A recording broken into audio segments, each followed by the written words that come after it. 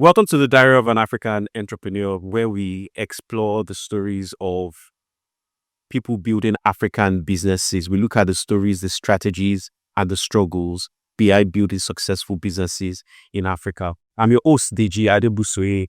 I'm a partner at Sayo Capital, and we'll be sharing lessons from the front line of African enterprises.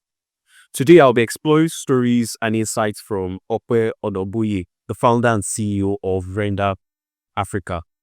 Renda Africa is a technology-driven fulfillment company simplifying logistics and order fulfillment for businesses across Africa.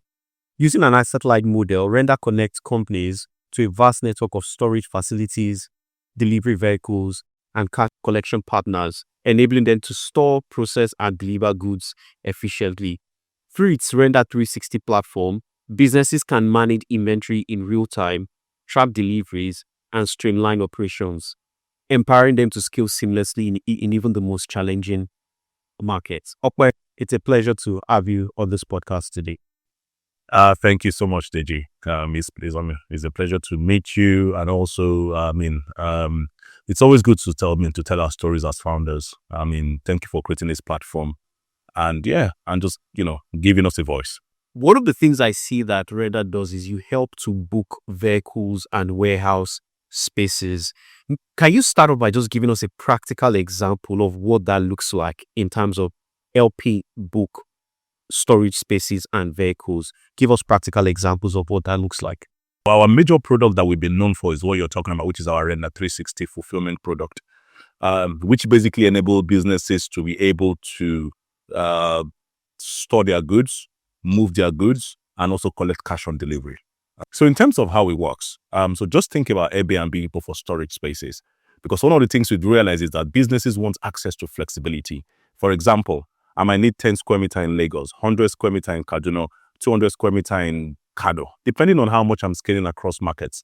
So businesses don't want to invest so much in warehouses, spaces that they don't use. So we built that kind of system where you can basically take any spaces you want, in any size you want across any multiple locations. That's how our storage spaces works, basically. And the businesses can scale up, they can scale down. And also with our vehicle booking, today, businesses can come on our platform. You can book a truck, you can book a van, you can book a bike on our platform. No matter what you want to move, whether you want to move it cross-country, you want to deliver to your last-mile customers. If you think about any of the biggest manufacturers or FMCGs in the country, I can guarantee you that they are using Renda today. Think about the largest e-commerce businesses in Nigeria, they are using Renda today. So we've built that infrastructure in a way that, businesses can just plug into it, basically. And in terms of cash collection, we also have a system where we enable businesses to be able to collect cash on delivery. And then our drivers are able to reconcile it back to us in real time. So far, we have about 5,000 drivers on our platform. So we don't own any assets. We don't own warehouses. We don't own vans. We don't own trucks. We don't own any assets. And that's the beauty of Renda as well. We are fully asset light. So we have over 300 warehousing partners in Nigeria alone. We also have about over 5,000 drivers that we've worked with since 2021. And I think one of the biggest problems we saw was that a lot of our drivers, on a daily basis, they had problems. They needed access to cash, the cash for fuel, cash for maintaining their vehicles. My vehicle has broken down. Oh, I can't buy fuel, etc. So we tried to solve that problem as well, so that we can build an entire ecosystem. So we are about to release a new product into the market called Scale by Renda. And it's basically an embedded finance solution for operators and also businesses within the mobility and logistics sector. And basically enabling them to access cash in terms of credit and also access services on a daily basis. So I want to buy fuel, I can access credit on the app to buy fuel, to fix my vehicle. Today, we have drivers across the country that are, fixing their vehicles with our credit, that are buying fuel on a daily basis with our credit. Some are even converting their cars to CNG via our credit solution. And just in our pilot phase alone, we've worked with over 2,000 drivers. We have some very key partnerships with ride-hailing companies, logistic companies, taxi companies, mobility companies, a lot of companies on our platform today, just within our pilot phase. So those are the two products we have at Renda today, our logistics and fulfillment solution called Renda360. And then we have our embedded finance solution called Scale by Renda. If, for example, I want to book storage for my rice, am I going to be sharing warehouses with somebody? Do I go to the app, look for an empty or shared warehouse, or how exactly does it work? I think you've already answered the question. So we have two types of spaces on our platform. We have what we call dedicated spaces, which is if a customer says, I need my own dedicated space, I don't want to share with anybody, right? So they can book it. So on the app, you're able to, choose whether you want a dedicated or you don't mind a shared space. So some customers just say, you know what, I don't mind whether it is shared or it is, self-owned. All I just want is a space that is affordable and also doesn't cost me so much. So those kind of customers, you can plug them into an existing space.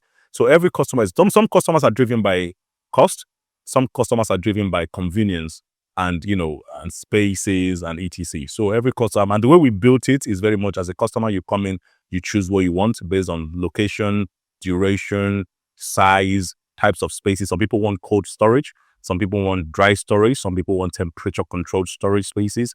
So we have all those kind of solutions on our platform. Okay, interesting. Thanks a lot for that. How do you manage security in the warehouses, especially for those who are sharing warehouses, for example, to make sure that people are not moving goods that are not theirs? So what you have is that, typically once we onboard a space, we have SLAs. We will have done our quality check. We will have done, we have gone in there, looked at the security in architecture.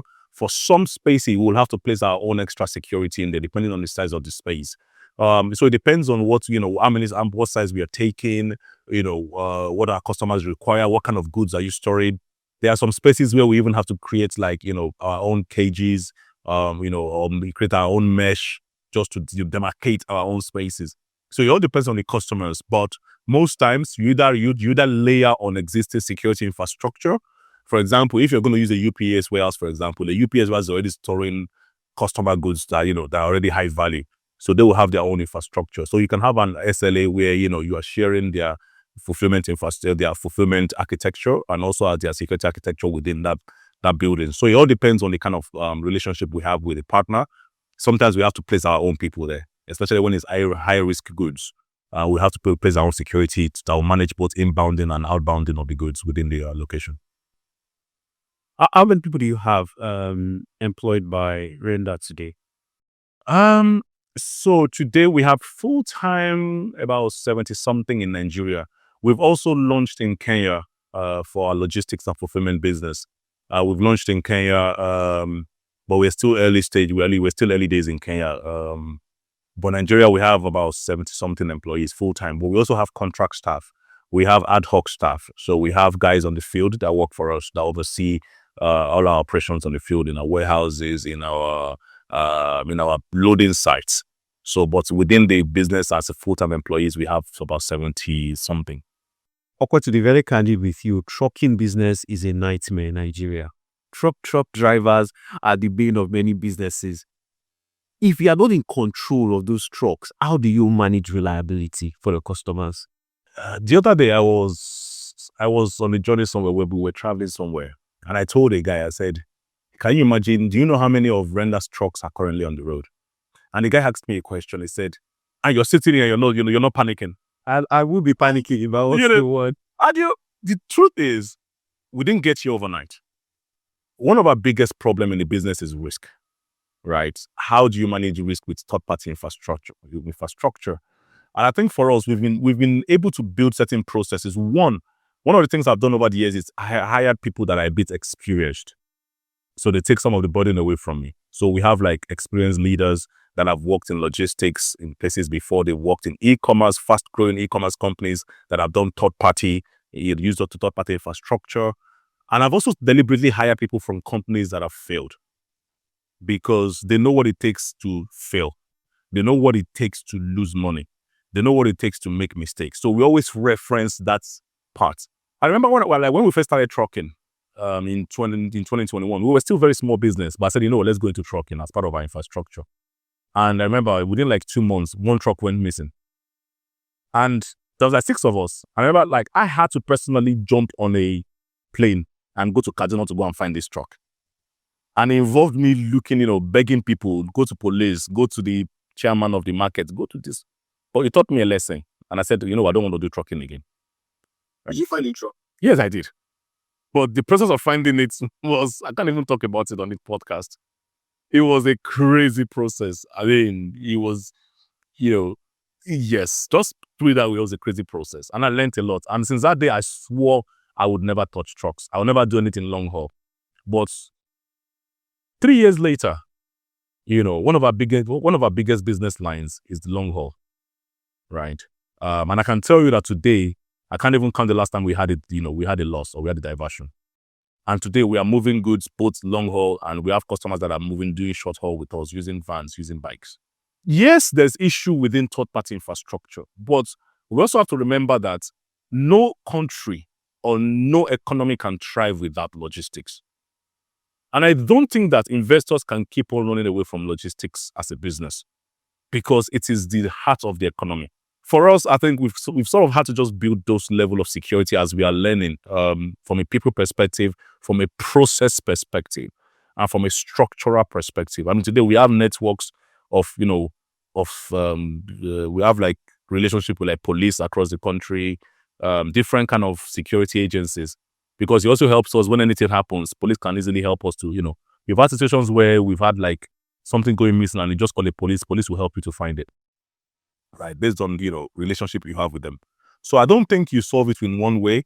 I think what you have to build is a process that you build over a period of time, and you don't build it overnight. I don't think anybody can wake up and say, I want to go into trucking. If you do that and you don't understand the business, you are going to lose money. I can assure you 100%. So if we look at scale, you built Renda360 and now you're building scale, and it's obviously because you saw a gap in the market which you're trying to fill with that provision. But like I like to explore, I want to understand how that works. So if, for example, I know today you have about 500 plus spare part providers that are signed up. So are you going to connect a driver or a truck owner, for example, who needs spare part to the spare part provider who has signed up on your platform, and then he can buy that spare part on credit? Or is there a different way it works? So with all our businesses, we don't run a marketplace model. We don't connect to users. We are the service providers, and then we basically have third-party infrastructure in our backend. So for example, if you go on Scale today, you sign up, you want to buy spare parts, you place the order, you let us know what you want, we'll let you know the prices, and then we deliver to you. Today, by the time we go live with Scale, customers can place an order for a tire and you get tire within 2 hours, delivered to your house. You want to buy this. So the customer will not interface with that spare part provider. No, you don't know who the provider is. Okay. No. So we have onboarded vetted providers. We have done our quality assurance, just like we do with Renda360. All our partners are within our own system in the back end. We don't run a marketplace model, because the truth is that if you run a marketplace model, any issues that happen still automatically affect your platform. So you need to have a level of control on what you're providing as a service. And that's how I've always built all our businesses. So even with Scale, our CNG conversion center partners, we have, we've done quality checks. Our repair centers, we've done quality checks, because we are the ones that the customers hold responsible. So, we're able to pass on warranties, etc. to our customers. But the beauty of it is that you sign up to the app today. Once you sign up and you become, you verify yourself by submitting all your details, then you automatically get access to a credit limit. And then we're able to increase the credit limit based on the number of transactions you're doing over a period of time. You can apply for more credit if you need it, and we'll let you know what the requirements are. But it's a very seamless process. We have our mobile app for individual users. Then we have our platform, our business app, our business web app for businesses and also for partners. So the likes of Uber or Bolt, which are some of our partners, they can, use the app to be able to onboard their drivers and also, access our services. And are you providing the credit off balance sheets, or how are you doing that to your customers? We have a financing partner. We have a partner, Sidfi. So Sidfi is they're a long-standing partner of us, even within our logistics and fulfillment business. They've been our partner for the past, in fact, just over 1 year now. And then with our credit solution, they've also partnered with us.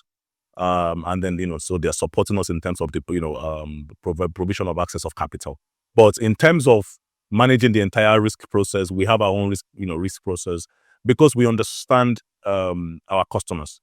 We understand who they are. We've been in the mobility and logistics sector for such a long time.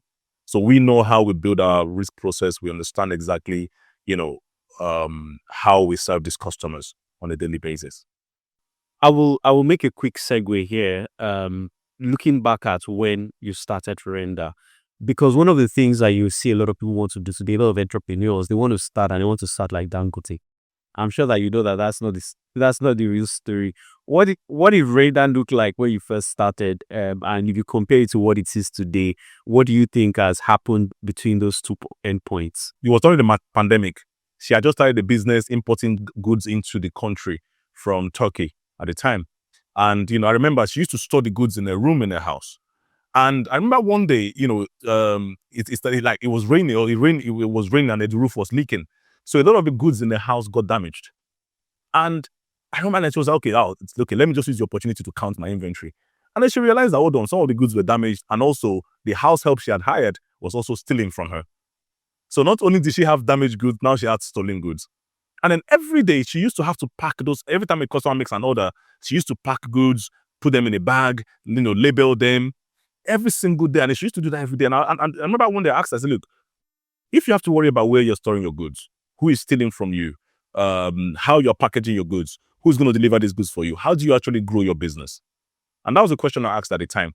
I said, you know what? Somebody must solve this problem so that you can focus on building your business.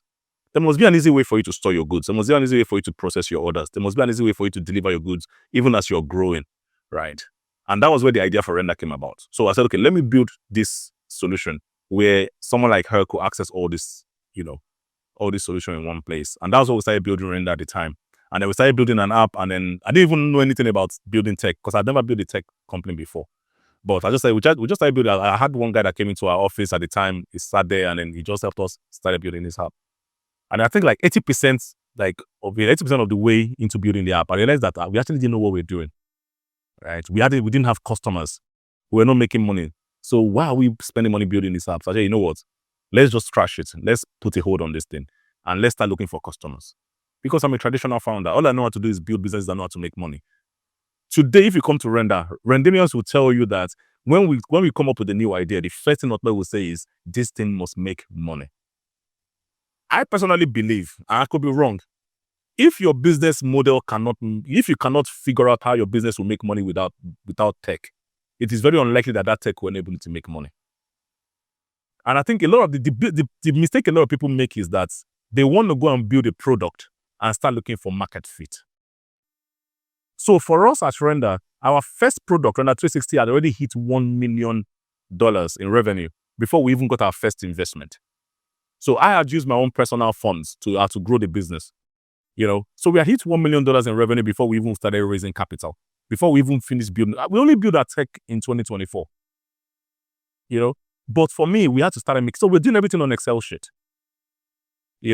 Today we are a business that makes billions of naira on a yearly basis.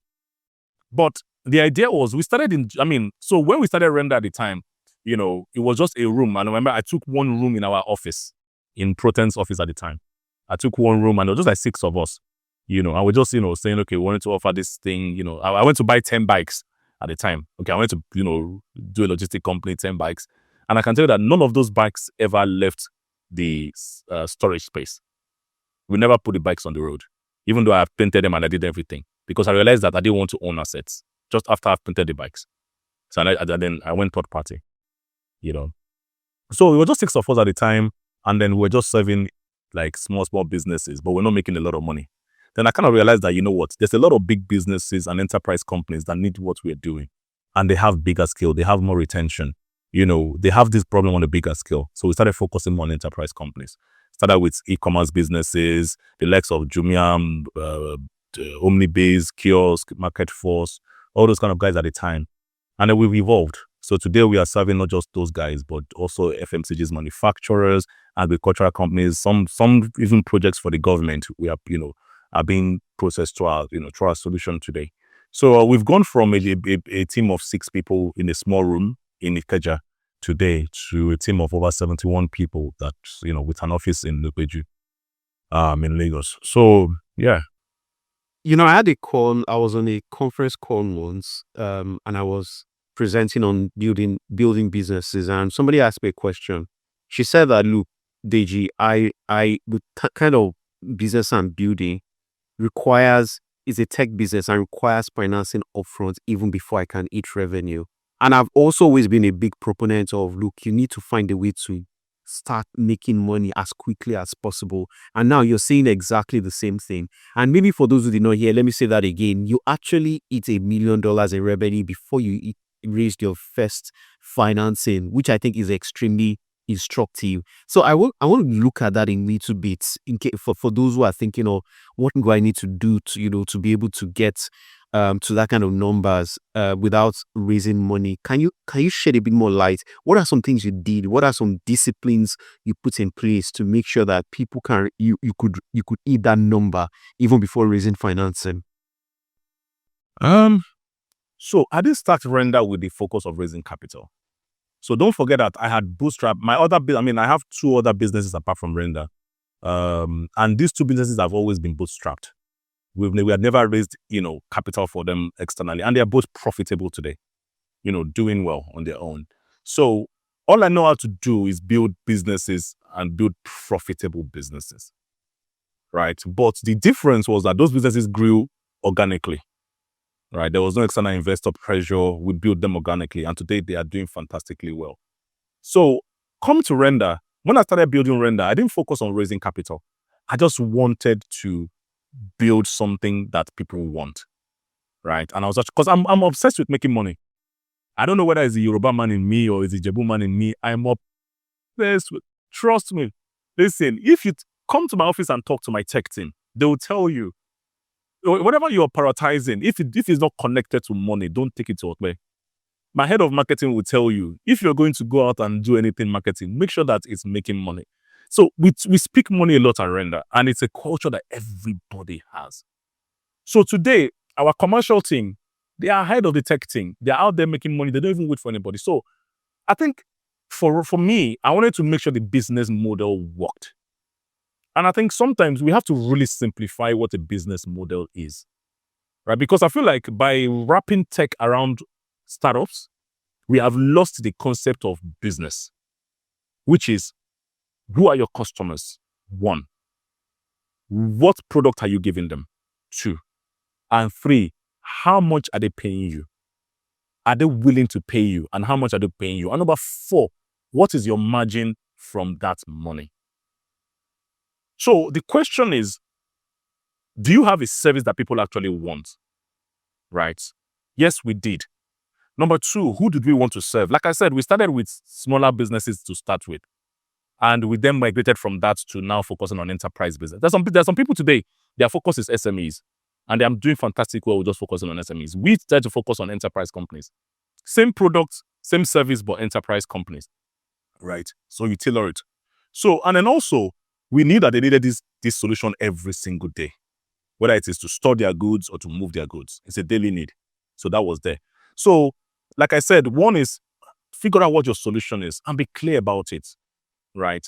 2 is figure out who's going to buy from you, right? 3 is figure out how much they want to pay for you for those goods, and then figure out how much margin you are going to make from that money, right? That they're going to pay you at any point in time. So for me, that's how I think about business, right? And then anything I'm doing around those 4 things, tech can optimize it. Tech can optimize my customer acquisition. Tech can optimize my product delivery. Tech can optimize my finance reconciliation. Tech can optimize, what's it called? Tech can ensure that my margins are better because it takes the place of manual work. So for me, my concept of business is that if you cannot run it with an Excel sheet, then that business has a problem, right? That is my own concept of business. Thanks for that perspective. I think you've touched on some very salient points that people listening can glean from and actually tell themselves whether they are on the right track to make money. Like you said, make the money first. If you are focused on the money, the tech will follow all the time. It always works. I want to go back to a bit about your childhood, and how you got to where you are today. You said you didn't grow up in Nigeria. So I would like to, what about your childhood do you think plays a critical role in who you've grown to become today? That's a good question. I wouldn't have built what I built today in Nigeria and the UK. That's just the truth. I couldn't have built Protein to what it is today. I couldn't have built 360 Verified to what it is today. I couldn't have built Renda to what it is today in the UK. I'm one of the people that are grateful for Nigeria. I'm grateful for the mess that Nigeria is, because the mess that Nigeria is what allows us to build the solutions that we are building today. If I look at all the solutions that I'm building today, there are solutions that are already existing in developed world, like the UK, the US, etc. But because we have such a huge population and we still have a long way to go, that is what is creating opportunities for people like me. And I'm so grateful for it, right? So with my childhood, I didn't have an entrepreneurial father. I didn't have an entrepreneurial family. What I did have was probably, I think when I went to uni, for me, the light bulb world, that moment, I can't remember, I think it was like at the end of my university journey that I said, you know what, I don't want to work for anybody. And I can't remember what even triggered it. And since that day, I held on to that thing. So I've never done a 9 to 5 in my life. I don't even know what it's like to sit there and do a 9 to 5. What type of a leader are you? What kind of culture do you seek to build out Renda? Like, the culture we have at Renda is a culture of openness. It's a culture of self-responsibility. And I boast about my tech team, by the way. And I tell people that I'm one of the only companies that hasn't lost an engineer in like 2 years. Wow. I think I've only lost one engineer, if I remember. Not because people have not tried to poach them, including my senior vice president of technology. And these are people that have built me 8 apps in just 2 years. I have one of the most amazing Gen Zs and millennials in my organization. I don't even have to tell my people, I don't even have to move or shout or do anything. They are such amazing and driven human beings. And I think for me, that openness that we have, so we have town halls every single month. We constantly, we share information among ourselves. We don't keep it in management level. When we are struggling, everybody must know. When we are doing well, everybody must know. So that culture of openness, that self-leadership, self-responsibility, those things really collaborative culture. So those are the things that we really, really drive as a business. But for me as a leader, I think I'll use the probably adaptive leadership.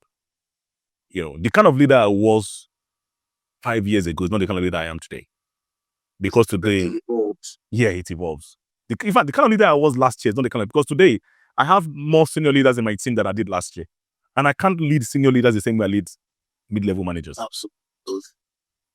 So at every point in time, I'm always examining myself and saying, okay, Ope, what do you need to do? How do you need to behave?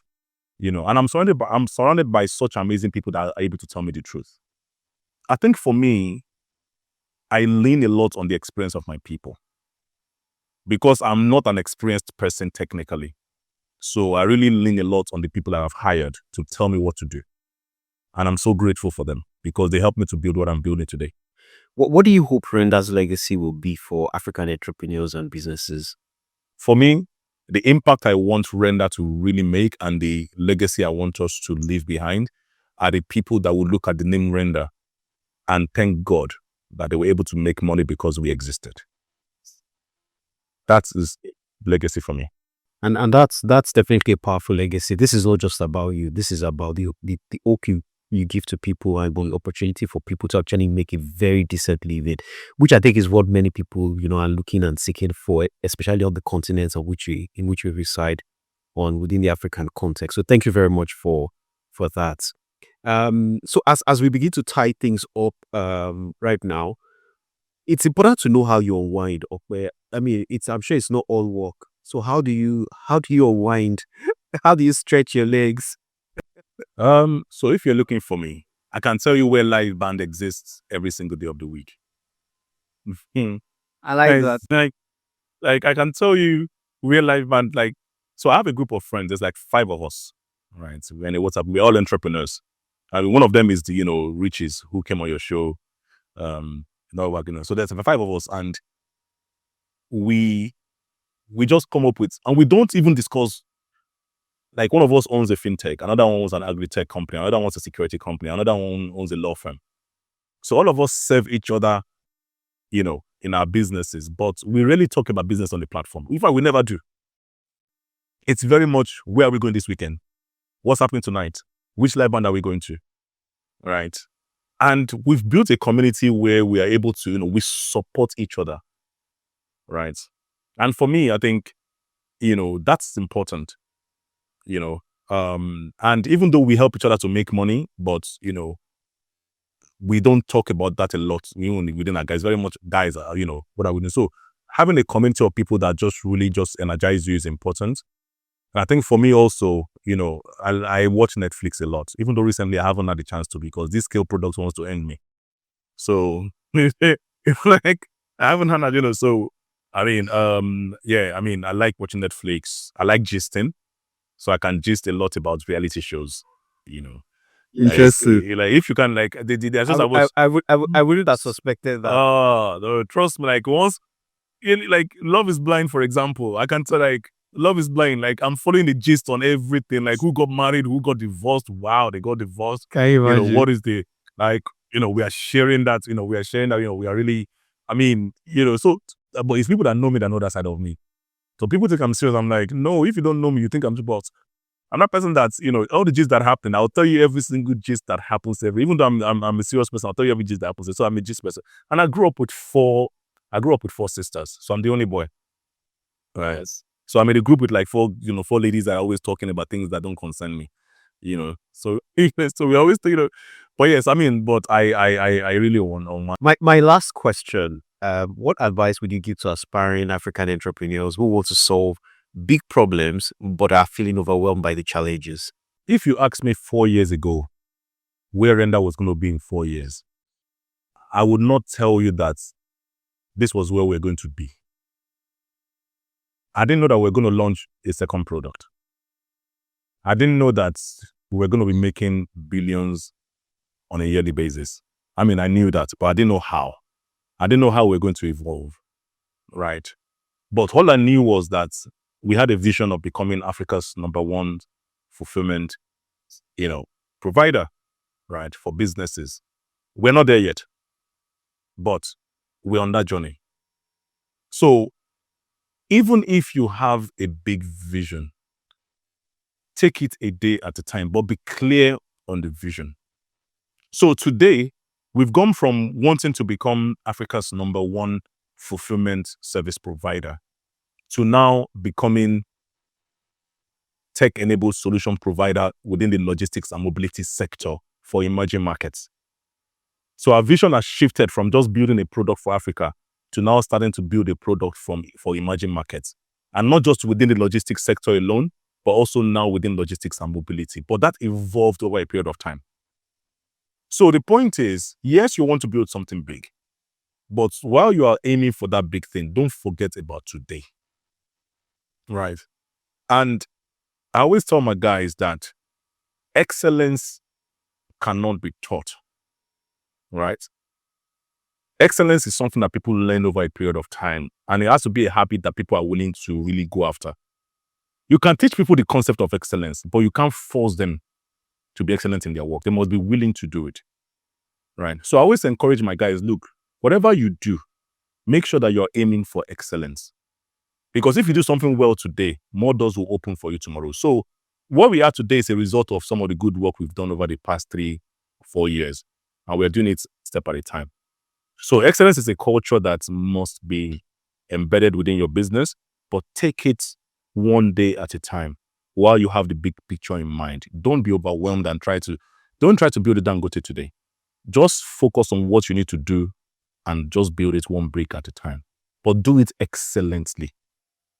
And make sure that you don't compromise what excellence means to you.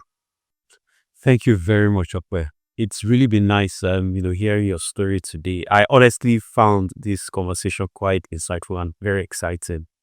Thanks for listening to the Diary of an African Entrepreneur. If you found today's story valuable, please be sure to subscribe, share, and leave a review. It does help us to reach more entrepreneurs across the continent. Thank you very much.